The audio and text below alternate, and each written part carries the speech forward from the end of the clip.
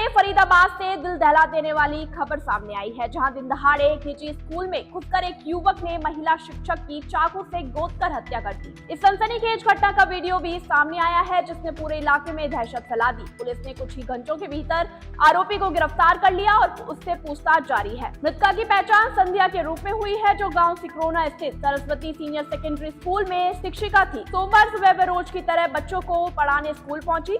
प्रत्यक्षदर्शियों के अनुसार कुछ देर बाद आरोपी अमित मुंह पर कपड़ा बांधकर स्कूल पहुंचा और संध्या से मिलने की बात कही।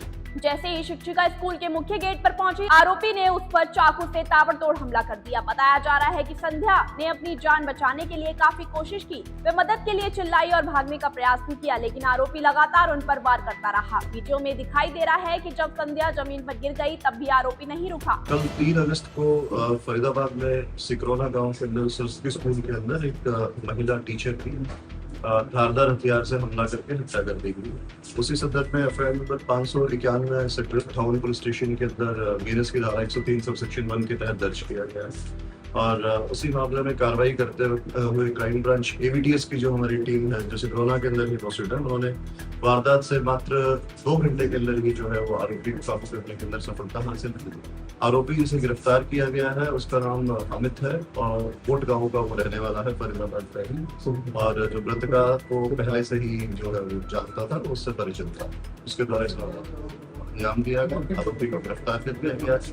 ड्यूरिंग पुलिस रिमांड अब उससे सख्ती से पूछताछ की जाएगी। माननीय न्यायालय में पेश करके उसका पुलिस रिमांड किया जाएगा और जो रिकवरीज की जाएगी। कारण क्या रही?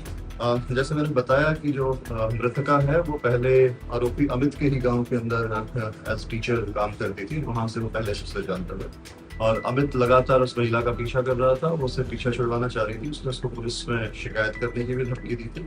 जब से उसने उसे इस तरीके की धमकी दी थी, उसके बाद उसने उसके साथ इस तरीके की बात जबरदस्ती उसको पीछा कर रहा था।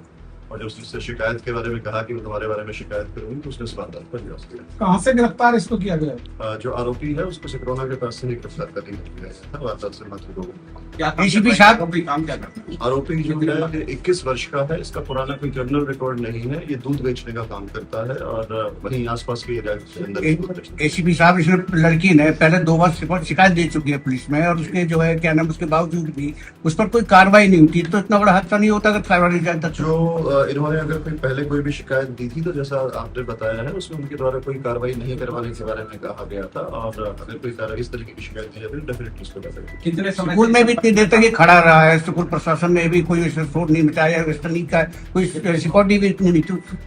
जो स्कूल में आप बता रहे हैं कि पहले से खड़ा रहा, उस बारे में कोई स्कूल प्रशासन के द्वारा कोई भी किसी तरीके की इंटीमेशन पुलिस को या फिर कहीं पे भी कोई विरोध उस तरह नहीं दर्ज कराया गया था। वारदात के बाद पुलिस को इन्फॉर्म किया गया और पुलिस ने त्वरित कार्रवाई करते हुए 2 घंटे के अंदर आरोपी को। सर, ये महिला के संपर्क में कब से कितने समय से था? वो लगभग 2 वर्ष से इस महिला के साथ इसकी जानकारी थी। वो लोग एक दूसरे के संपर्क के अंदर थे, लेकिन महिला उससे बात करना नहीं चाह रही थी और जबरदस्ती उससे बात करने का प्रयास करता। कितनी है? और ये जो 10वीं पढ़ा हुआ था सिर्फ और दूध बेचने का काम करता है। 21 वर्ष का है। मृतका है वो 26 साल की है और स्कूल में पहले गाँव के स्कूल में पढ़ाती थी। अब सरस्वती स्कूल से सिकरोना के अंदर पढ़ाती। कितने चाकू मारे हैं और क्या चाकू बरामद कर लिया गया? जी, चाकू जो है वो बरामद कर लिया गया है। मल्टीपल वुंड्स हैं। पोस्टमार्टम रिपोर्ट के में जो पोस्टमार्टम रिपोर्ट की तरफ कभी आपस में बातचीत हुई थी लोग की? क्योंकि जिस तरीके से मर्डर किया, ऐसा लग रहा है कि कोई रंजिश पाल के बैठा था। तो सिर्फ शिकायत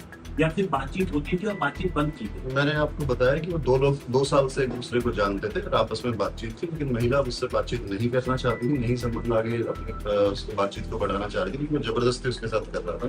इस बात से वो आहत था। अपने जिसने बताया कि मैं इस चीज के लिए परेशान था, उसके कारण उसने